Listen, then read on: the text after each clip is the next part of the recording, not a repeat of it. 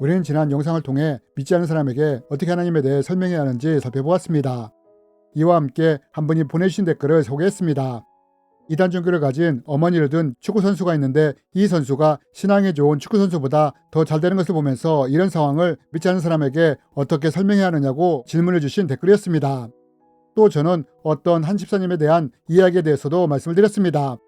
추석날 집사님의 형제들이 다 모였는데 형제 중에 하나가 야 우리는 믿지 않는데도 잘 사는데 너는 왜 그 모양이냐? 라고 했다고 말입니다. 그렇다면 여러분, 우리는 예수를 믿으면 복을 받는다고 하는데 왜 현실에서는 이런 일이 일어나는 걸까요?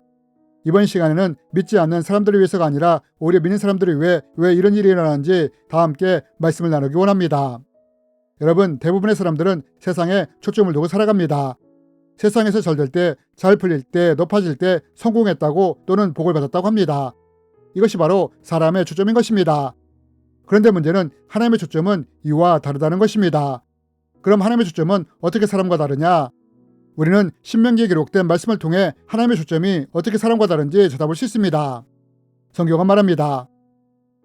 내가 먹어서 배부르고 아름다운 집을 짓고 거주하게 되며 또 내 소와 양이 번성하며 내 은금이 충식되며 내 소유가 다 풍부하게 될 때에 내 마음이 교만하여 내 하나님 여호와를 잊어버릴까 염려하노라. 여러분, 우리가 여기서 볼 수 있는 사람과 다른 하나님의 초점이 무엇입니까? 사람은 좋은 집, 소와 양과 같은 재산, 은과 금과 같은 재물, 소유의 풍성함에 관심을 둡니다. 그리고 이러한 것들이 많아지고 풍부할 때 성공했다고 혹은 잘 산다는 말을 들으며 어깨가 올라간다는 것입니다. 하지만 하나님의 초점은 그렇지 않다는 것입니다. 하나님은 사람처럼 세상에 관심을 두는 것이 아니라 믿음에 초점을 두신다는 것입니다.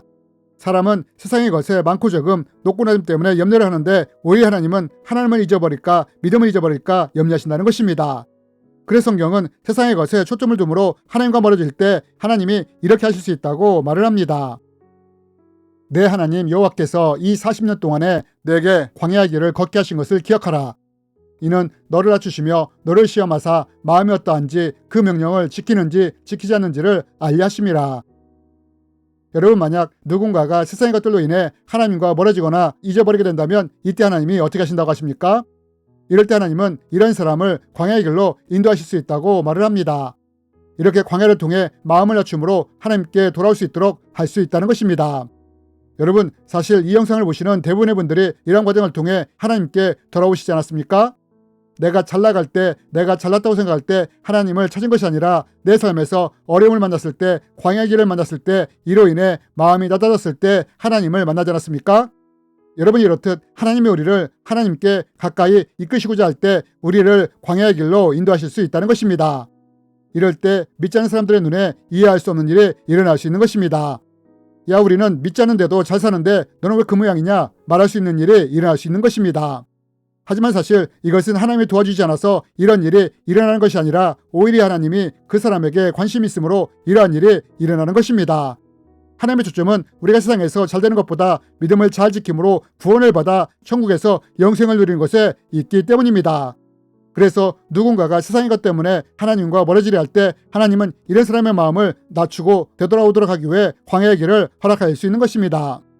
그러나 또 하나는 우리에게 아무런 문제가 없을 때도 오히려 믿음이 좋을 때 하나님이 이런 사람을 광야의 길로 가게 할 수 있다는 것입니다.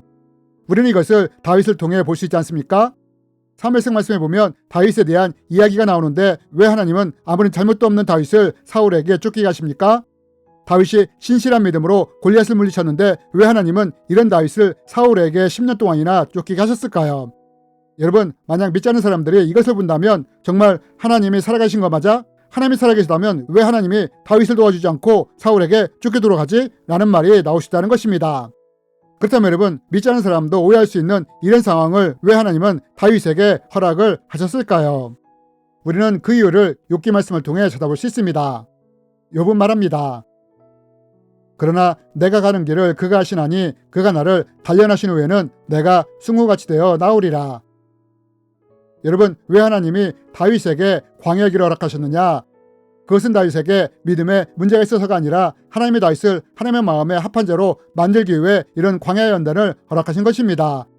그리고 다윗은 이런 연단과 단련을 통해 숭군같이 되었다는 것입니다. 연단을 통해 사람을 품고 이해할 수 있는 사람이 된 것입니다. 여러분, 다윗은 사울에게 10년 동안이나 억울하게 쫓기는 삶을 살아야 했습니다. 이렇듯 다윗이 이러한 억울한 삶을 살았기에 억울함을 당했던 환난당한 자, 원통한 자, 빚진 자를 품을 수 있게 되었던 것입니다. 결국 광야의 길이 다윗으로 하여금 하나님의 마음에 합한 성품으로 성장하도록 도운 것입니다. 여러분, 우리는 종종 세상을 살아가면서 이해할 수 없는 상황을 만날 수 있습니다. 아니, 믿는 사람이 왜 믿지 않은 우리보다 더 힘들고 어려운 일을 만나지? 라고 말하는 상황을 만날 수 있다는 것입니다. 어쩌면 믿지 않는 사람들은 이러한 상황을 납득하지 못할 수 있습니다. 하지만 만약 내 주위에 혹은 내가 이런 상황을 만난다면 이럴 때는 이것을 꼭 기억하시기 바랍니다. 오히려 이러한 것은 하나님 우리를 돕지 않아서가 아니라 오히려 돕기에 이런 일이 일어날 수 있다는 것을 말입니다. 너를 낮추시며 너를 줄이게 하시며 또 너도 알지 못하며 내 조상들도 알지 못하던 만나를 내게 먹이신 것은 사람이 떡으로만 사는 것이 아니요 여호와의 입에서 나오는 모든 말씀으로 사는 줄을 내가 알게 하려 하심이니라.